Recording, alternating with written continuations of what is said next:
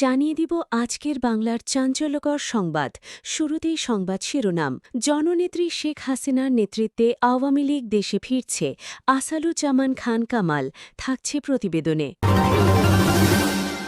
আওয়ামী লীগের নিষেধাজ্ঞা প্রত্যাহারের দাবিতে বিক্ষোভ মিছিল থাকছে প্রতিবেদনে। পাবনায় জয় বাংলা স্লোগান দিয়ে আওয়ামী লীগ নেতাকে পুলিশের কাছ থেকে ছিনিয়ে নিল কর্মীরা থাকছে প্রতিবেদনে। আওয়ামী লীগ কারও কথায় নিষিদ্ধ হয়ে যাবে না, জয় থাকছে প্রতিবেদনে। যুগ যুগ ধরে সাধারণ শ্রমিকের ভাগ্যের কোনো পরিবর্তন হয়নি, জামায়াত আমির থাকছে প্রতিবেদনে। তারেক রহমান দেশকে ধ্বংসস্তূপ থেকে রক্ষা করেছেন, মির্জা ফখরুল থাকছে প্রতিবেদনে। এতক্ষণ শুনতেছিলেন সংবাদ শিরোনাম, এখন বিস্তারিত। জননেত্রী শেখ হাসিনার নেতৃত্বে আওয়ামী লীগ দেশে ফিরছে, আসাদুজ্জামান খান কামাল। সাবেক স্বরাষ্ট্রমন্ত্রী আসাদুজ্জামান খান কামাল বলেছেন, জাতির পিতা বঙ্গবন্ধু শেখ মুজিবুর রহমানের সুকন্যা, আওয়ামী লীগ সভাপতি ও সাবেক 5 বারের সফল প্রধানমন্ত্রী শেখ হাসিনার নেতৃত্বে বাংলাদেশ আওয়ামী লীগ দেশে ফিরছে। খবর IBN নিউজ। তিনি গত রবিবার ২৬ এপ্রিল ২০২৬ স্মরণে ৭১ হৃদয়ে বাংলাদেশ টেলিগ্রাম গ্রুপে ভার্চুয়ালি যুক্ত হয়ে এই মন্তব্য করেন। ভার্চুয়াল এই অনুষ্ঠানে দেশ বিদেশের প্রায় অর্ধশতাধিক সাংবাদিক, কবি ও সাংস্কৃতিক ব্যক্তি উপস্থিত ছিলেন। সাংবাদিকদের আজ মুখ বন্ধ করে রাখা হয়েছে, সত্য কথা বললেই তাদের চাকরিচ্যুত করা হচ্ছে জানিয়ে আসাদুজ্জামান খান কামাল বলেন, আওয়ামী লীগের শাসনামলে গণমাধ্যম স্বাধীনভাবে কাজ করতে পেরেছিল। বর্তমান সরকার কি বাস্তবায়ন করতে এসেছেন তা আজ দিবালকের মতো পরিষ্কার। সেন্ট মার্টিন ছেড়ে দিলে আওয়ামী লীগ আরও অনেক বছর ক্ষমতায় থাকতে পারত, কিন্তু শেখ হাসিনা দেশের জনগণের স্বার্থে সেন্ট মার্টিন ছেড়ে দেননি। এক প্রশ্নের জবাবে সাবেক মন্ত্রী বলেন, আওয়ামী লীগকে কেউ দয়া করবে না, আন্দোলন করেই আওয়ামী লীগ তাদের দাবি আদায় করে নেবে, আওয়ামী লীগকে আন্দোলনেই যেতে হবে। আওয়ামী লীগের কেন্দ্রীয় নেতাদের পক্ষে কেন দেশে ফেরা কিংবা আন্দোলনের ডাক আসছে না, সাংবাদিকদের এমন প্রশ্নের জবাবে সাবেক স্বরাষ্ট্রমন্ত্রী বলেন, আমরা সঠিক সময়ে সঠিক সিদ্ধান্ত নিতে পারিনি, কিন্তু খুব স্বল্প সময়ের মধ্যে আওয়ামী লীগ শেখ হাসিনার নেতৃত্বে ঘুরে দাঁড়াবে। জনগণের দুর্ভোগ দিন দিন যেভাবে বাড়ছে তাতে জনগণই এই সরকারের বিরুদ্ধে আন্দোলনে নামবে বলেও মনে করেন আসাদুজ্জামান খান কামাল। তিনি আরও বলেন, যারা বাংলাদেশে থেকে জীবনের ঝুঁকি নিয়ে দলের পক্ষে কাজ করছেন তাদের হাতেই আগামীতে নেতৃত্বের ভার তুলে দেওয়া হবে। ইতিমধ্যেই বঙ্গবন্ধু কন্যা শেখ হাসিনা এমনটাই জানিয়েছেন। আসাদুজ্জামান খান কামাল বলেন, সোশ্যাল মিডিয়াকে আরও শক্তিশালী করার সকল ধরনের কার্যকরী সিদ্ধান্ত নেওয়া হয়েছে এবং তারা এ বিষয়ে কাজ করছেন। আওয়ামী লীগ কিংবা সরকারের অতীতে কিছু সিদ্ধান্তে ভুল ছিল। সাংবাদিকদের এই প্রশ্নে সাবেক স্বরাষ্ট্রমন্ত্রী জানান, শেখ হাসিনা কখনো ভুল সিদ্ধান্ত নেননি। শেখ হাসিনা বেঁচে আছেন আগামীর বাংলাদেশ গড়তে, দেশের জন্য ভালো কিছু করতে। যুক্তরাষ্ট্র আওয়ামী লীগের অন্যতম উপদেষ্টা, সংবাদ সংস্থা বাপসনি নিউজ এডিটর ও সিনিয়র সাংবাদিক হাকিকুল ইসলাম খোকনের সভাপতিত্বে এবং সিনিয়র সাংবাদিক শফিক বাবুর সঞ্চালনায় অনুষ্ঠানে উপস্থিত ছিলেন সিনিয়র সাংবাদিক সোমা ইসলাম, মানিকলাল ঘোষ, আহমেদ রাসেল, সাজেদা পারভিন সাজু, ঢাকা সাংবাদিক ইউনিয়নের সাধারণ সম্পাদক আক্তার হোসেন, সাংবাদিক সাজ্জাদ হোসেন প্রমুখ।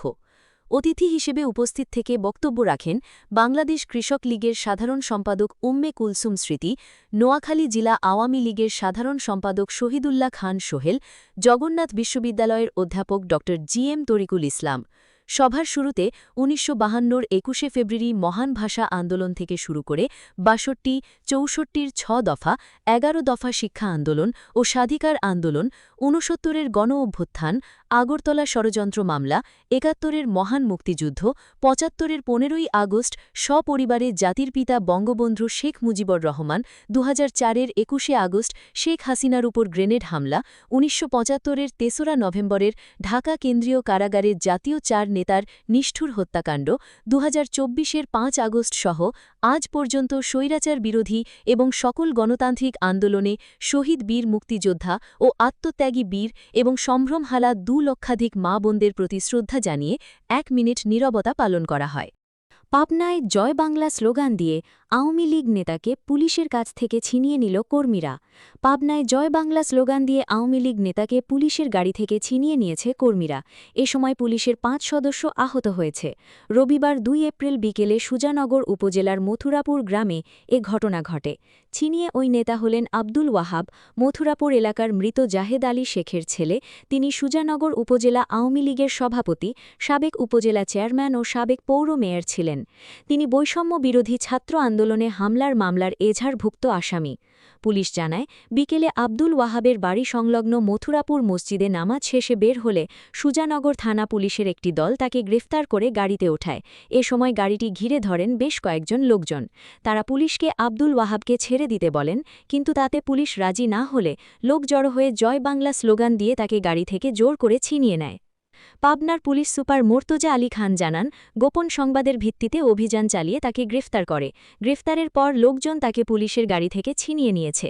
পুলিশের কাজে বাধা দেয়া এবং একজন অপরাধীকে ছিনিয়ে নেয়ার ঘটনার সাথে যারা জড়িত তাদের চিহ্নিত করে আইনের আওতায় আনা হবে।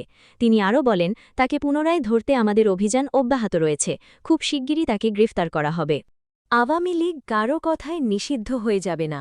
জয় বাংলাদেশের সবচেয়ে প্রাচীন ও মুক্তিযুদ্ধে নেতৃত্ব দেওয়া দল আওয়ামী লীগ কারও কথায় নিষিদ্ধ হয়ে যাবে না বলে মন্তব্য করেছেন সাবেক প্রধানমন্ত্রী ও দলটির সভাপতি শেখ হাসিনার ছেলে সজীব ওয়াজেদ জয়। নিজের ভেরিফাইড ফেসবুক পেজ থেকে দেওয়া এক পোস্টে বৃহস্পতিবার তিনি এ মন্তব্য করেন।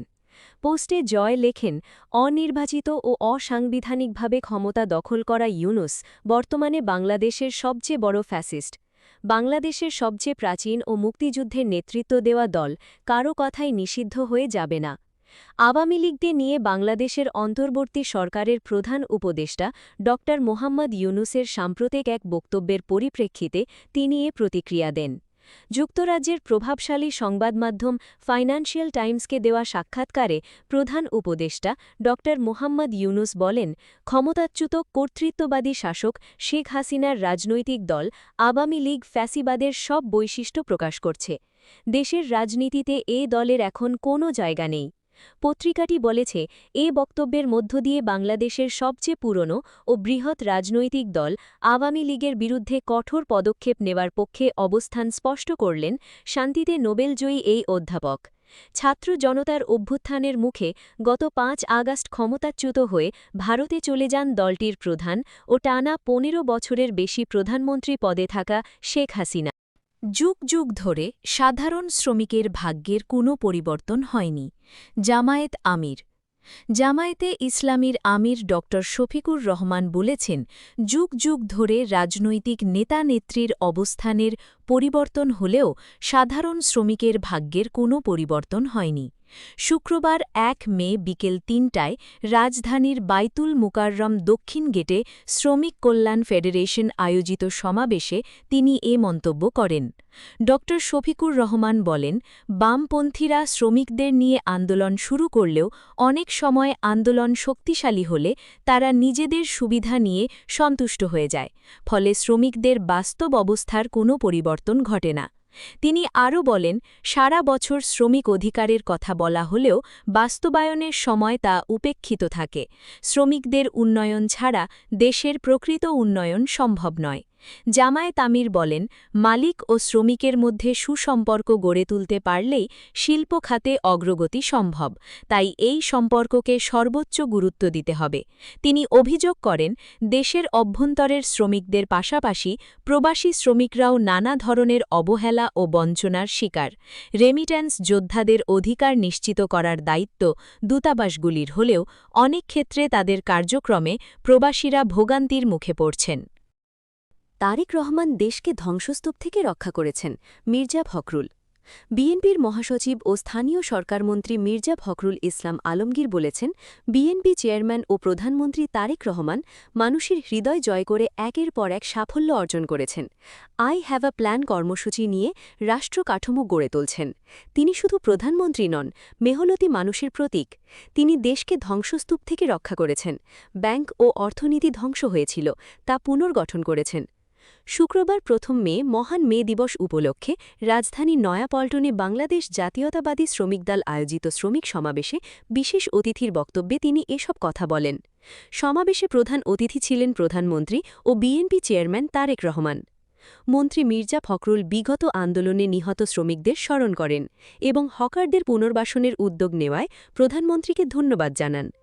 শ্রমিকদের ন্যূনতম মজুরি নির্ধারণের দাবি জানিয়ে মির্জা ফখরুল বলেন, শ্রমিকদের সন্তানদের লেখাপড়া নিশ্চিত করা ও চা শ্রমিকদের জীবনযাত্রার উন্নয়ন করতে হবে।